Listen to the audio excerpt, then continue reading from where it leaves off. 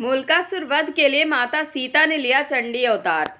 एक समय की बात है कि भगवान श्री राम राजसभा में विराज रहे थे।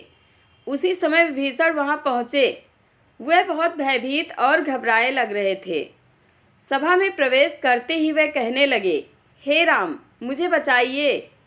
कुंभकर्ण का बेटा मूलकासुर आफत ढा रहा है। अब लगता है ना लंका बचेगी और न मेरा राजपाट। भगवान श्री राम द्वारा ढांढस बंधाए जाने और पूरी बात बताए जाने पर विभीषण ने बताया कि कुंभकर्ण का एक बेटा मूल नक्षत्र में पैदा हुआ था, इसलिए उसका नाम मूलकासुर रखा गया है। इसे अशुभ जानकर कुंभकर्ण ने जंगल में फेंकवा दिया था। जंगल में मधुमक्खियों ने मूलकासुर को पाल लिया। मूलकासुर बड़ा हुआ तो उसने कठोर तपस्या करके ब्रह्मा जी को प्रसन्न कर लिया। अब उनके दिए वर और बल के घमंड में भयानक उत्पात मचा रखा है। जब जंगल में उसे पता चला कि आपने उसके खानदान का सफाया कर लंका जीत ली और राजपाट मुझे सौंप दिया है, वह तब से भन्नाया हुआ है। भगवान, आपने जिस दिन मुझे राजपाट सौंपा उसके कुछ दिन बाद ही वह पाताल वासियों के साथ लंका पहुंचकर मुझ पर धावा बोल दिया।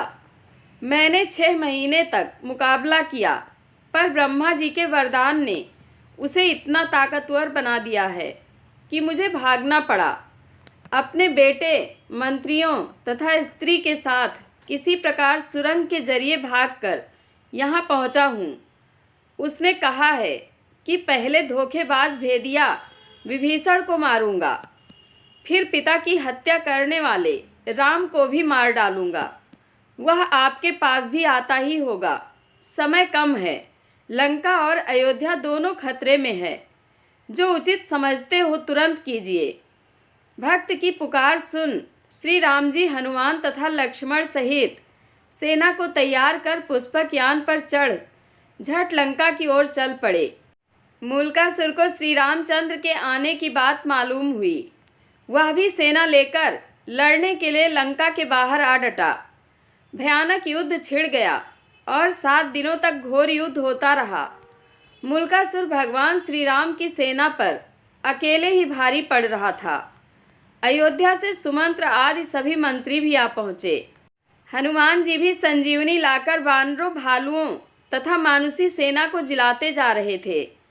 सब कुछ होते हुए भी पर युद्ध का नतीजा उनके पक्ष में जाता नहीं दिख रहा था। अतः भगवान चिंता में थे। विभीषण ने बताया कि रोजाना मूलकासुर तंत्र साधना करने गुप्त गुफा में जाता है। उसी समय ब्रह्मा जी वहां आए और भगवान से कहने लगे, रघुनंदन, इसे तो मैंने स्त्री के हाथों मरने का वरदान दिया है। आपका प्रयास बेकार ही जाएगा। श्री राम, इससे संबंधित एक बात और है, उसे भी जान लेना, फायदेमंद हो सकता है। जब इसके भाई बंधु लंका युद्ध में मारे जा चुके तो एक दिन इसने मुनियों के बीच दुखी होकर कहा, चंडी सीता के कारण मेरा समूचा कुल नष्ट हुआ। इस पर एक मुनि ने नाराज होकर उसे शाप दे दिया, दुष्ट, तूने जिसे चंडी कहा है वही सीता तेरी जान लेगी। मुनि का इतना कहना था कि वह उन्हें खा गया। यह देखकर बाकी मुनि उसके डर से चुपचाप खिसक गए। तो हे राम, अब कोई दूसरा उपाय नहीं है। अब तो केवल सीता ही इसका वध कर सकती हैं। आप उन्हें यहाँ बुलाकर इसका वध करवाइए। इतना कहकर ब्रह्मा जी चले गए। भगवान श्री राम ने हनुमान जी और गरुड़ को तुरंत पुष्पक विमान से सीता जी को लाने भेजा। सीता देवी देवताओं की मन्नत मनाती, तुलसी, शिव प्रतिमा, पीपल आदि के फेरे लगाती, ब्राह्मणों से पाठ रुद्रीय जप कराती, दुर्गा जी की पूजा करती कि विजयी श्री राम शीघ्र लौटे। तभी गरुड़ और हनुमान जी उनके पास पहुँचे और राम जी का संदेश सुनाया। पति के संदेश को सुनकर सीता तुरंत चल दी।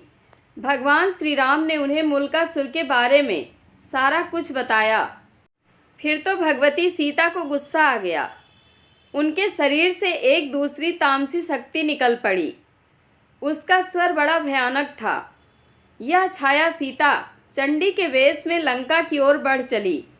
इधर श्री राम ने वानर सेना को इशारा किया कि मुल्कासुर जो तांत्रिक क्रियाएं कर रहा है उसको उसकी गुप्त गुफा में जाकर तहस नहस करें। वानर गुफा के भीतर पहुंचकर उत्पात मचाने लगे तो मुल्कासुर दांत किटकिटाता हुआ सब छोड़ छाड़ कर वानर सेना के पीछे दौड़ा। हड़बड़ी में उसका मुकुट गिर पड़ा, फिर भी भागता हुआ वह युद्ध के मैदान में आ गया। युद्ध के मैदान में छाया सीता को देखकर मुल्कासुर गर्जा, तू कौन है? अभी भाग जा, मैं औरतों पर मर्दानगी नहीं दिखाता। छाया सीता ने भी भीषण आवाज़ करते हुए कहा, मैं तुम्हारी मौत चंडी हूँ।